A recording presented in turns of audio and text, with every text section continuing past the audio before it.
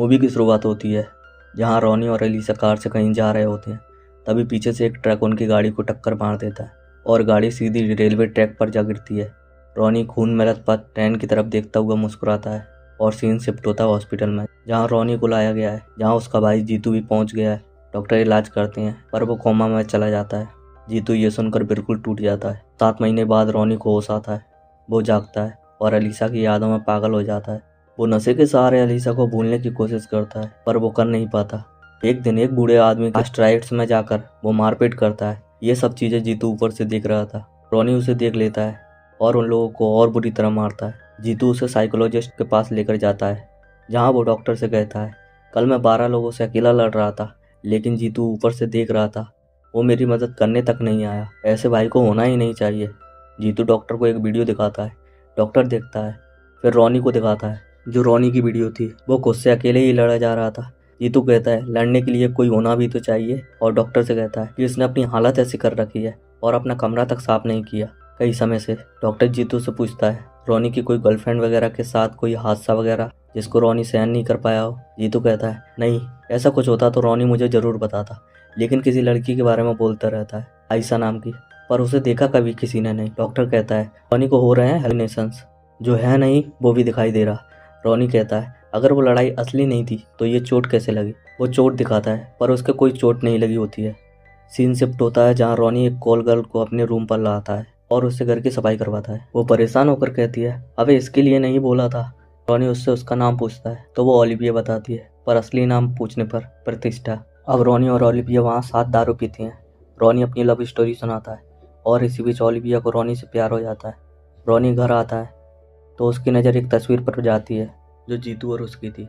Ronnie को एकदम से कुछ याद आता है और वो भड़क जाता है और सीधा जाकर जीतू को मारने लगता है और बोलता है तस्वीर तूने चेंज की ना, तू मेरे साथ खेल रहा है। तभी नेवर आंटी उसे रोकने की कोशिश करती है पर रॉनी उसे भी मारने की कोशिश करता है। वो घर में भाग जाती है और पुलिस को कॉल कर देती है। रॉनी और जीतू घर में आ जाते हैं, जहाँ जीतू कहता है तुझे हेलुसिनेशंस हो रहे हैं, रुक जा भाई, तेरे अलावा मेरा कोई नहीं, तू शांत हो जा, चाहे तो मुझे मार ले। इतने में बाहर पुलिस ऑफिसर्स आ जाते हैं जो रॉनी को पकड़ लेते हैं। रॉनी उन्हें धक्का देता है और पीछे एसीपी को मारते मारते रह जाता है। एसीपी रॉनी और जीतू को पुलिस स्टेशन ले जाता है, जहाँ रॉनी अपनी कहानी सुनाता है। तो एसीपी कहता है चल दिखा ग्रेव अलीसा की। रॉनी वहाँ लेकर जाता है पर वहाँ अलीसा की नहीं, किसी और की ग्रेव थी, जिसे देखकर रॉनी शॉक हो जाता है।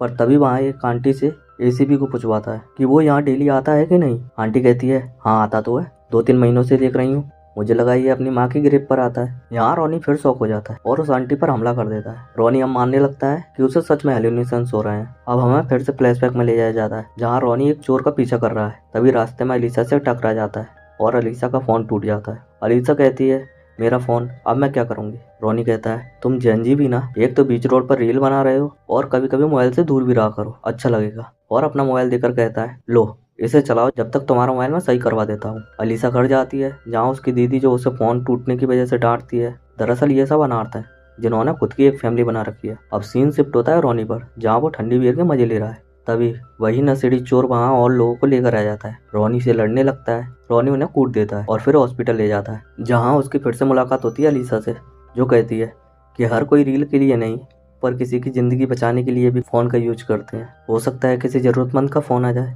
इसलिए फ़ोन ज़रूरी है मेरे लिए। अब इन दोनों की दोस्ती हो जाती है और फिर दोस्ती प्यार में बदल जाती है।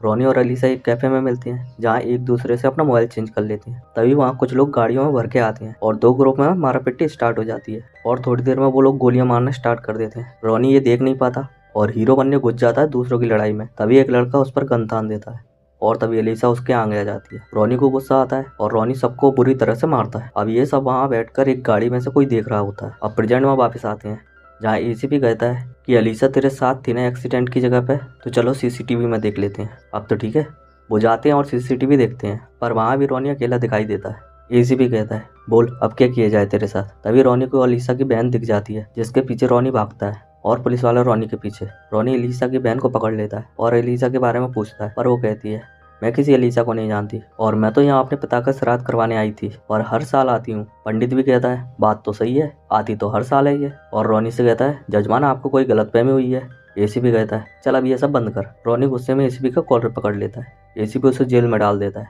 जहाँ ओलिविया उसकी बेल कराकर उसे अपने साथ ले जाती है, उसकी केयर करती है और उसके पास आने का ट्राई भी करती है। रॉनी को होश आता है, तभी ओलिविया पूछती है दवा या दारू। रॉनी दारू की तरफ इशारा करता है तो ओलिविया दवा का पर्चा फोल्ड करके फेंकती है। रॉनी को एकदम कुछ याद आता है और रॉनी भागते हुए अलीसा के घर जाता है, जहाँ एक तस्वीर के पास जाकर खड़ा हो जाता है। तभी वहाँ कुछ लोग फायरिंग करते हैं और रॉनी दूर जाकर गिरता है। रॉनी को लगता है उसे हेलुसिनेशंस हो रहे हैं, लेकिन जब उसको खून निकलता है तब उसको एहसास होता है अगर ये सब हेलुसिनेशंस है तो ये खून कैसे। और फिर वो उन लोगों को बहुत मारता है और सबको मार देता है। और इसी बीच जब रॉनी आखिरी के कुछ लोगों को मार रहा था, उसका हथियार पीछे एक दीवार पे लगता है, जहाँ रॉनी और एलिसा की तस्वीर नजर आती है। रॉनी की नजर जैसे ही पड़ती है वो उसे हटाकर देखता है और वहाँ उसे मारने आए उन लोगों में से एक जिंदा बचा हुआ आदमी को दिखाकर कहता है इस फोटो में कौन कौन है। वो आदमी कहता है तेरे साथ कोई लड़की है इसमें। अब रॉनी को समझ आ जाता है कि उसके साथ गेम खेला जा रहा है, लेकिन आखिर क्यों।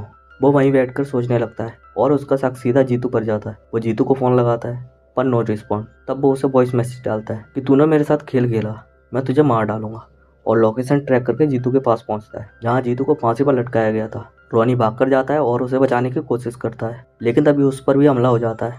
जीतू कहता है जा भाग जा और कभी लौट कर मत आना, पर रॉनी फाइट बैक करता है। वहाँ उस पर हमला करने वाले हर शख्स को मारता जाता है। तभी वहाँ एक आदमी पॉल आता है और वह जीतू को मार देता है। रॉनी वहाँ जीतू से कहता रहता है मत जा मेरे भाई, मुझे अकेला छोड़कर, पर जीतू मर जाता है और पॉल और उसकी टीम वहाँ से निकल जाती है। इतने में वहाँ एसीपी अपनी फोर्स के साथ पहुंच जाता है, पर अब रॉनी वहाँ से जा चुका था। वो लोग जीतू का मोबाइल चेक करते हैं, जिसमें रॉनी का वो धमकी भरा मैसेज पड़ा हुआ था। अब पूरा शक जाता है रॉनी पर और रॉनी वांटेड लिस्ट में आ जाता है। वो सीधा जाता है एलिसा की बहन के पास और उसे डराता है। वो कहती है उन्होंने मुझे डराया और सारे बच्चों को मारने की धमकी दी थी, इसलिए मैंने ऐसा किया। तभी वहाँ पॉल अपने पलटन के साथ आ जाता है और एलिसा की बहन को मारने की कोशिश करता है, पर रॉनी उसको बचाता है। और वहाँ पॉल से हाथापाई के दौरान पॉल का मोबाइल वहाँ गिर जाता है, जो कि रॉनी उठाकर चेक करता है। उसमें उसे नंबर मिलता है ओलिविया का। वो सीधा ओलिविया के पास जाता है और उससे बहुत बुरा भला बोलता है, पर तभी एक गोली सीधा रॉनी की तरफ बढ़ती है, पर ओलिविया उसे बचा लेती है। रॉनी शूटर का पीछा करता है और वो एक किचन में पहुंच जाता है, जहां सारा स्टाफ उस पर हमला कर देता है। वहां ओलिविया भी रॉनी को बचाने के लिए फाइट करती है। रॉनी उसे देखकर समझ जाता है कि इंसान बुरी नहीं है वो। तभी वो शूटर फिर से रॉनी को टारगेट करता है। ओलिविया बीच में आ जाती है, गोली सीधी ओलिविया के लगती है। मरने से पहले ओलिविया रॉनी से कहती है ग्रेव खोद कर चेक कर, और उसका चैप्टर भी क्लोज हो जाता है। रॉनी जाकर चेक करता है तो उसमें पत्थर भरे होते हैं। अब सीन शिफ्ट होता है एक आइलैंड पर, जहाँ अलीसा को बांध कर रखा है चेको ने। फिर चेको अलीसा को कहानी सुनाता है, जहाँ उसके प्रेमिका अवंतिका को दिखाते हैं, जो सेम अलीसा जैसी दिखती है। उसे डांस करते हुए एक लड़का छेड़ देता है। वो बदले में उस लड़के का हाथ काट देती है और लेकर सीधा पहुंचती है चेको के पास, जहाँ चेको कहता है फिर से किसी ने टच किया तुझे। अवंतिका कहती है तेरे अलावा कोई टच कर सकता है क्या, और चेको को शादी करने की कहती है। वो मान जाता है और सीन शिफ्ट होता है चेको की शादी पर, जहाँ प्रोग्राम के बीच कुछ लोग हमला कर देते हैं। चेको, पॉल, अवंतिका और उसकी टीम सब उन लोगों को मार देते हैं, पर इसी बीच एक गोली अवंतिका को लग जाती है और थोड़ी देर बाद अवंतिका टैम भूल जाती है। चेको वहाँ सीधा चर्च में जाता है और कहता है या तो मेरी अवंतिका मुझे लौटा दे, वरना मैं दुनिया में जो मौत का खेल खेलूंगा किसी ने कभी सोचा नहीं होगा। तभी वहाँ उसकी नज़र पड़ती है अलीसा पर, और यह वही सीन था जहाँ रॉनी उन दो ग्रुप के बीच लड़ाई में घुस जाता है और एक लड़का अवंतिका को धक्का देकर रॉनी पर गन तान देता है, और उसके बाद चेको उस लड़के का हाथ काट देता है जिसने अलीसा को धक्का दिया था।